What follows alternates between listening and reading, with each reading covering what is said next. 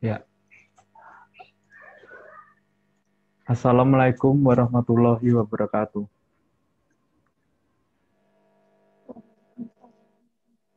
Ya, perkenalkan, saya Farhandi Albarik.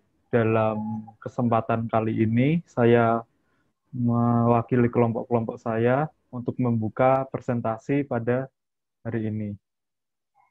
Ya, ini adalah kelompok kode etik psikologi, kelompok 2, yang akan membahas dari pasal 9 sampai pasal 16. Ya, langsung saja yang pertama, pasal 9. Pasal 9. Dasar-dasar pengetahuan ilmiah dan sikap profesional. Psikolog dan atau ilmuwan psikologi dalam pengambilan keputusan harus berdasar pada pengetahuan ilmiah dan sikap profesional yang sudah teruji dan diterima secara luas atau universal dalam disiplin ilmu psikologi. Ya, yang artinya dalam pengambilan keputusan setiap ilmuwan psikologi harus berdasarkan penelitian ilmiah yang mendalam, yang sudah teruji, dan diterima secara luas atau universal dalam disiplin ilmu psikologi. Kemudian contoh kasusnya, misal A adalah seorang ilmuwan psikologi. A sedang menangani seorang yang mengalami masalah pada kesehatan mentalnya. Dalam melakukan diagnosis, A harus berdasarkan pada pengetahuan ilmiah dan sikap profesional yang sesuai dalam disiplin ilmu psikologi agar tidak melanggar kode etik. Kemudian pasal selanjutnya pasal 10, yaitu pendelegasian pekerjaan pada orang lain. Yang berisi psikolog dan atau ilmuwan psikologi yang mendelegasikan pekerjaan pada asisten, mahasiswa, mahasiswa yang disupervisi, asisten penelitian, asisten pengajaran, atau kepada jasa orang lain seperti penerjemah, perlu mengambil langkah-langkah yang tepat untuk A. Menghindari pendelegasian kerja tersebut kepada orang yang memiliki hubungan ganda terhadap yang diberikan layanan psikologi yang mungkin akan mengarah pada eksploitasi atau hilangnya objektivitas. Kemudian poin B, memberikan wewenang hanya untuk tanggung jawab di mana orang yang diberikan pendelegasian dapat diharapkan melakukan secara kompeten atas dasar pendidikan, pelatihan, atau pengalaman baik secara independen atau dengan pemberian supervisi hingga level tertentu. Dan C, memastikan bahwa orang tersebut melaksanakan layanan psikologi secara kompeten.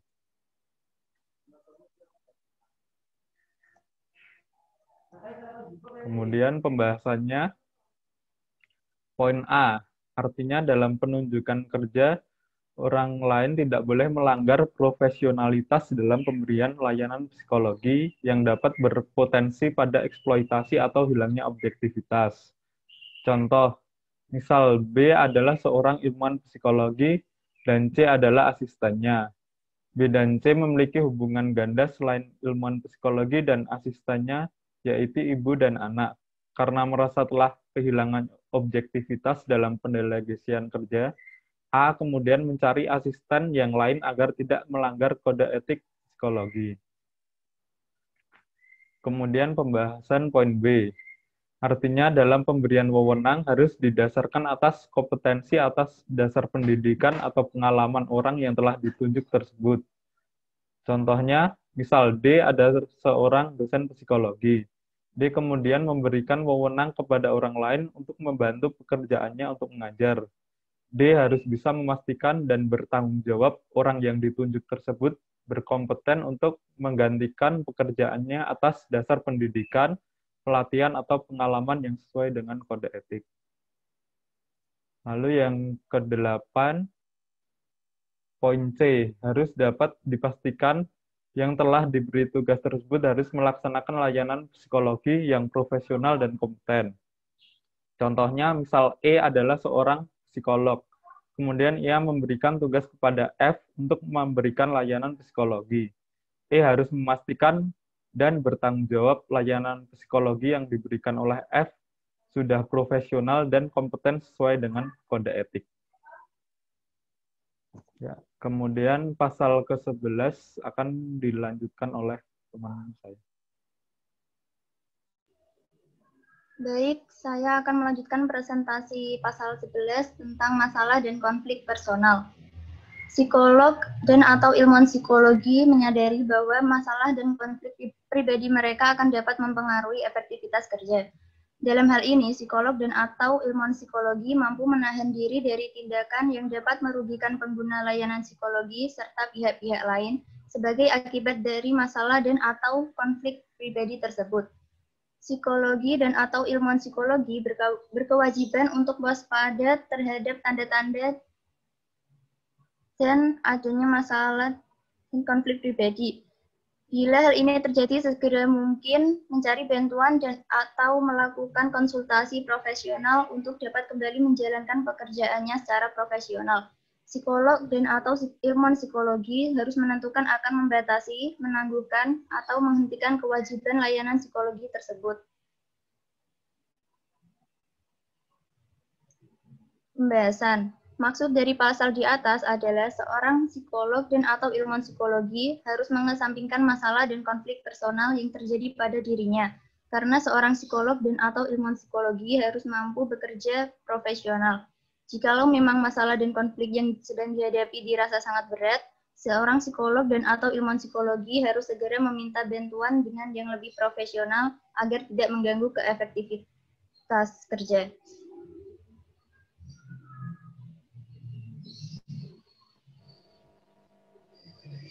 Contoh kasus, misal A adalah seorang psikolog dan B adalah pasiennya. Ternyata A dan B adalah musuh bebuyutan semasa sekolah. Setiap kali melihat si B, A langsung teringat masalah yang pernah ia alami di masa lalu yang menjadikannya sangat membenci si B.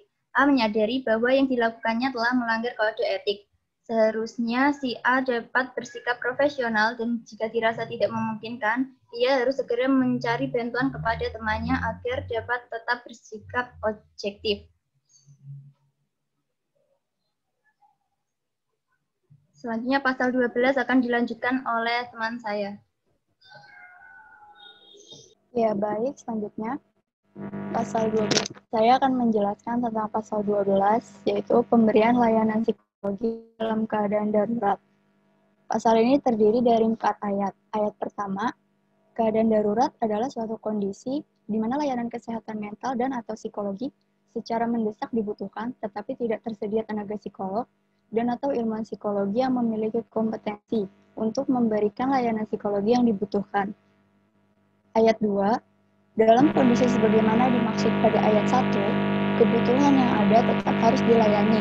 Karenanya, psikolog dan atau ilmuwan psikologi yang belum memiliki kompetensi dalam bidang tersebut dapat memberikan layanan psikologi untuk memastikan bahwa kebutuhan layanan psikologi tersebut tidak ditolak.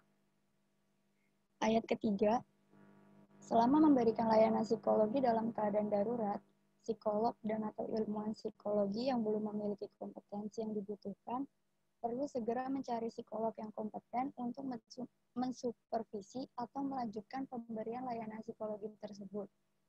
Ayat 4, apabila psikolog dan atau ilmuwan psikologi yang lebih kompeten telah tersedia atau kondisi darurat telah selesai, maka pemberian layanan psikologi tersebut harus dialihkan kepada yang lebih kompeten atau dihentikan segera.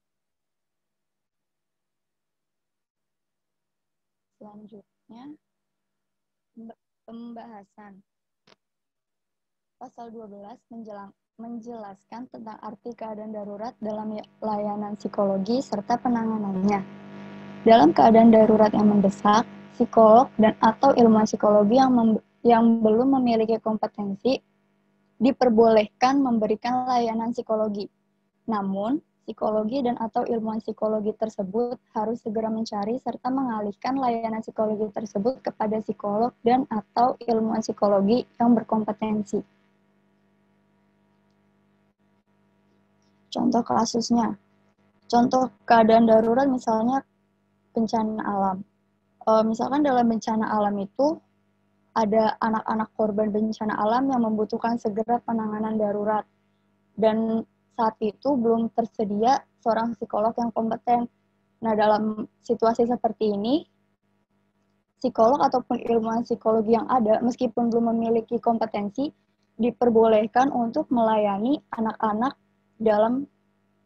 korban bencana alam ini. Untuk contoh pelanggaran kode etik pasal 12 ini, misalkan seorang psikolog yang belum memiliki kompetensi memberikan layanan psikologi, tetapi tidak segera mengalihkan layanan tersebut kepada psikologi yang berkompeten. Terima kasih. Selanjutnya, pasal 13 akan dijelaskan oleh rekan saya.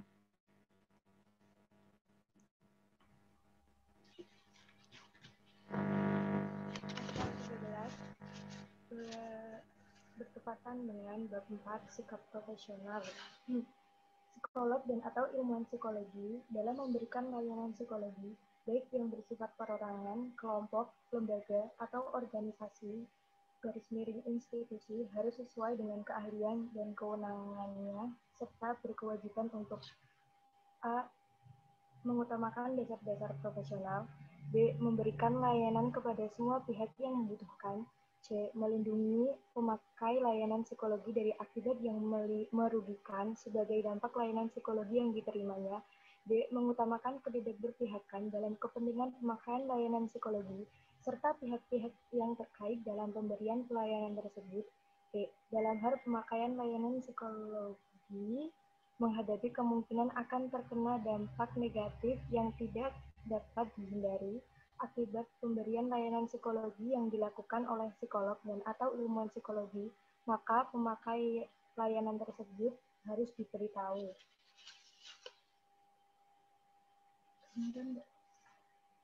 Pembahasan dari poin A.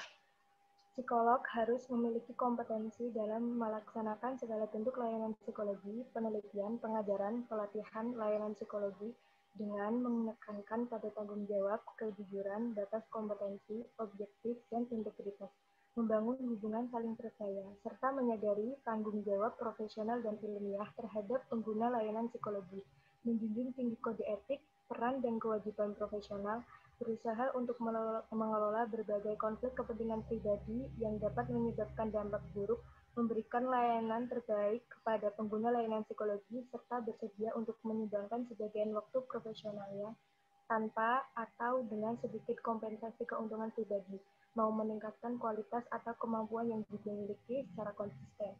Penjelasan dari poin B, seorang psikolog harus memahami bahwa keadilan adalah hak setiap orang. Oleh karena itu, tidak boleh terlibat dalam perilaku diskriminasi.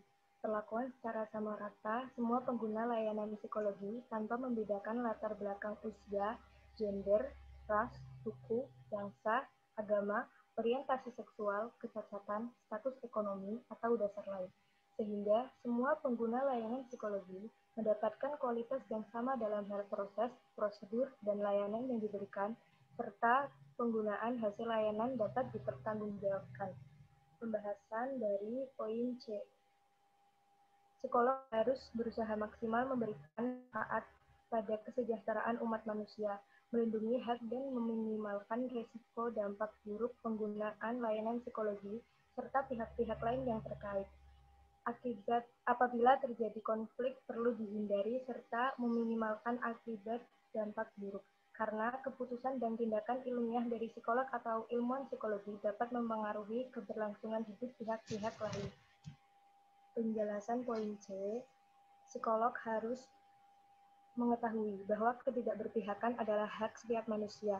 Pada konteks ini, seorang psikolog harus menjunjung tinggi sikap adil serta mengetahui batasan-batasan sebagai kompetensi psikologi dan sebagai sesama manusia, tidak menggunakan jabatannya sebagai alat untuk mendapatkan keuntungan pribadi dari salah satu pihak sehingga merugikan pihak lain. Karena layanan yang diberikan seorang psikolog mempengaruhi kehidupan pengguna layanan tersebut. Pembahasan poin E. Seorang psikolog atau ilmuwan psikologi harus senantiasa menjaga integritas, salah satunya dengan menjaga kejujuran serta tidak melakukan pemalsuan, sehingga dampak apapun yang terjadi harus dikomunikasikan dengan pengguna layanan. meminimalisir dampak buruk yang terjadi, serta mampu mempertanggungjawabkan atas pelayanan yang diberikan karena dapat mempengaruhi kehidupan pemakai layanan tersebut. Contoh kasus, misal A adalah seorang psikolog, lalu B merupakan orang tua dari klien psikolog A atau kita sebut C. Pada suatu kejadian, sekolah si anak dari klien B atau si C mengajarkan psikotes. Psikolog A dan B ternyata bersahabat dekat karena B tahu anaknya agak kurang bisa pada tes semacam itu. B datang ke psikolog A meminta agar nilainya atau skornya dinaikkan dan memberikan sejumlah imbalan. Pada kasus seperti ini, jika psikolog A menyetujui permintaan B dan terlebih lagi menerima imbalan, dia sudah menyalahi kode etik psikologi, terutama pasal 13 karena tidak profesional, melakukan pemalsuan, dan lain-lain. Pasal selanjutnya akan dibacakan oleh teman saya. Selanjutnya pasal 14, pelecehan. Pertama, pelecehan seksual. Psikolog dan atau ilmuwan psikologi dalam penerapan keilmuan tidak terlibat dalam pelecehan seksual. Tercakup dalam pengertian ini adalah permintaan hubungan seks, cumbun fisik, perilaku verbal atau nonverbal yang bersifat seksual, yang terjadi dalam kaitannya dengan kegiatan atau peran sebagai psikolog dan atau ilmuwan psikologi. Pelecehan seksual dapat terdiri dari satu perilaku yang intens atau parah, atau perilaku yang berulang, bertahan, atau sangat meresap, serta menimbulkan trauma. Perilaku yang dimaksud dalam pengertian ini adalah tindakan atau perbuatan yang dianggap tidak dikehendaki, tidak sopan, dapat menimbulkan sakit hati, atau dapat menimbulkan suasana tidak nyaman, rasa takut, mengandung permusuhan yang dalam hal ini psikolog atau ilmuwan psikologi mengetahui atau diberitahu mengenai hal tersebut atau bersikap keras atau cenderung menjadi kejam atau menghina terhadap seseorang dalam konteks tersebut. Ketiga, sepatutnya menghindari hal-hal yang secara nalar merugikan atau patut diduga dapat merugikan pengguna layanan psikolog atau pihak lain.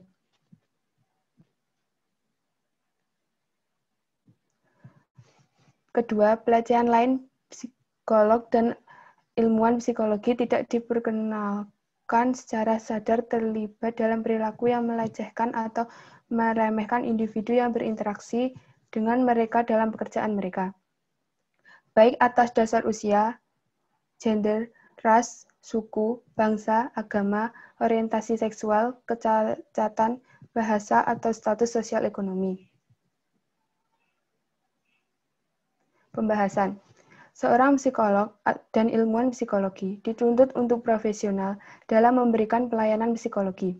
Salah satu wujud dari profesionalisme ini adalah memastikan tidak terjadinya pelecehan terhadap masyarakat yang menggunakan pelayanan psikologi yang dilakukan oleh psikolog dan ilmuwan psikologi. Adapun yang dimaksud dengan pelecehan seksual adalah permintaan hubungan seks, cumbun fisik, dan perilaku verbal atau nonverbal yang bersifat seksual yang terjadi dalam kaitannya dengan kegiatan atau peran sebagai psikolog atau ilmuwan psikologi. Selain dari pelecehan seksual, kode etik psikologi pasal 14 ini juga membahas mengenai pelecehan lain yang mungkin terjadi. Psikolog dan ilmuwan psikologi tidak dibenarkan secara sadar melakukan pelecehan ataupun meremehkan orang lain berdasarkan perbedaan latar belakang, faktor-faktor sosial, psikologi usia, seperti usia, gender, ras, suku, bangsa, agama, orientasi seksual, kecacatan, bahasa, dan status sosial dan ekonomi. Contoh kasus, BBC News tahun 2000 memberitahukan bahwa seorang psikolog yang sudah menikah berhubungan seksual dengan klien wanitanya yang datang dengan tujuan untuk melakukan konseling. Kasus ini menyebabkan psikolog tersebut dikeluarkan dari British Psychology Society atau BPS. Psikolog yang bernama dianggap melakukan pelanggaran kode etik profesi. Menurut Patrick Hitchcock, juru bicara BPS, menjelaskan bahwa hubungan personal muncul setelah sesi terapi dan berujung pada seks tanpa proteksi. Selain itu, Naylor juga meminta wanita tersebut untuk tidak menceritakan hal ini kepada terapis sebelumnya atau orang lain. Apabila wanita tersebut menceritakan hal ini, wanita tersebut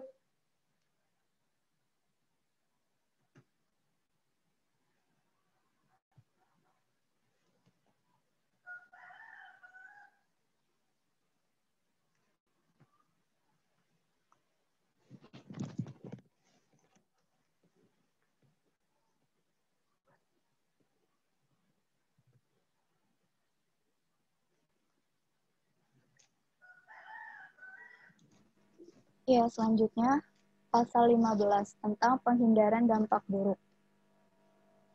Pasal 15 ini isinya adalah psikolog dan atau ilmuwan psikologi mengambil langkah-langkah yang masuk akal untuk menghindari munculnya dampak buruk bagi pengguna layanan psikologi serta pihak-pihak lain yang terkait dengan kerja mereka, serta meminimalkan dampak buruk untuk hal-hal yang tak terhindarkan tetapi dapat diantisipasi sebelumnya. Dalam hal seperti ini, maka pemakai layanan psikologi serta pihak-pihak lain yang terlibat harus mendapat informasi tentang kemungkinan-kemungkinan tersebut.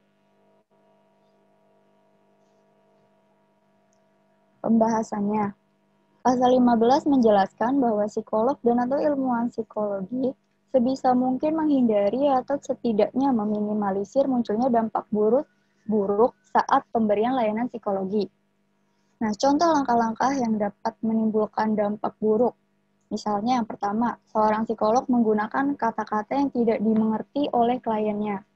Dan yang kedua, seorang psikolog melanggar kode etik yang telah ditetapkan, misalnya membeberkan data-data pasien, bersikap emosional, dan sebagainya. Contoh kasusnya, seorang psikolog membuka praktik psikologi dengan memasang pelang di depan rumahnya. Ia melakukan beberapa praktik, antara lain mendiagnosis, memberikan konseling, dan psikoterapi terhadap kliennya. Namun, ketika memberikan hasil diagnosis, ia justru menggunakan istilah-istilah psikologi yang tidak mudah dimengerti oleh kliennya, sehingga sering terjadi salah paham terhadap beberapa klien tersebut dalam proses konseling.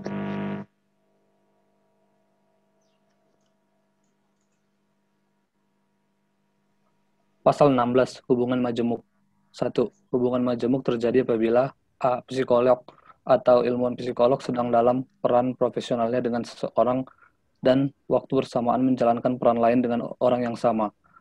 B. Psikolog atau ilmuwan psikolog dalam waktu bersamaan memiliki hubungan dengan seseorang secara dekat berhubungan dengan orang yang memiliki hubungan profesional dengan psikolog atau ilmuwan psikolog tersebut.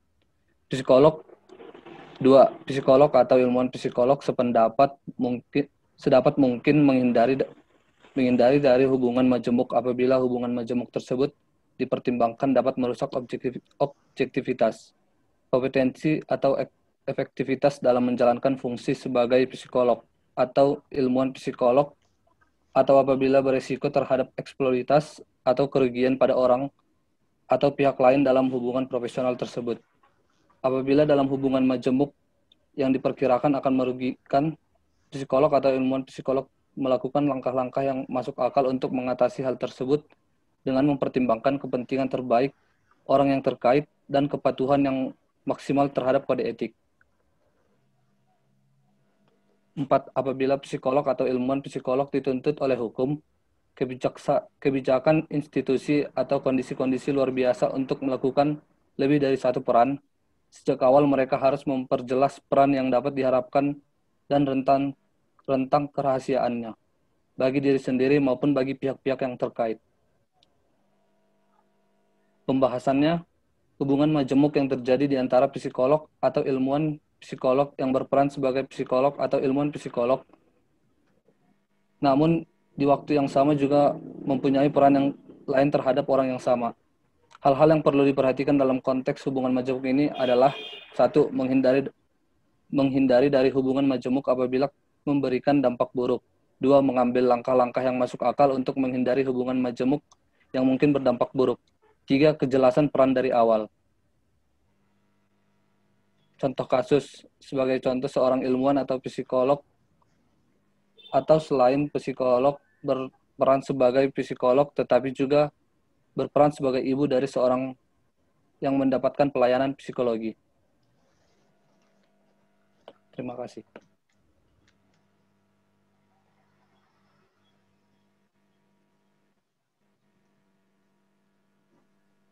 Ya, mungkin itu saja dari kelompok 2.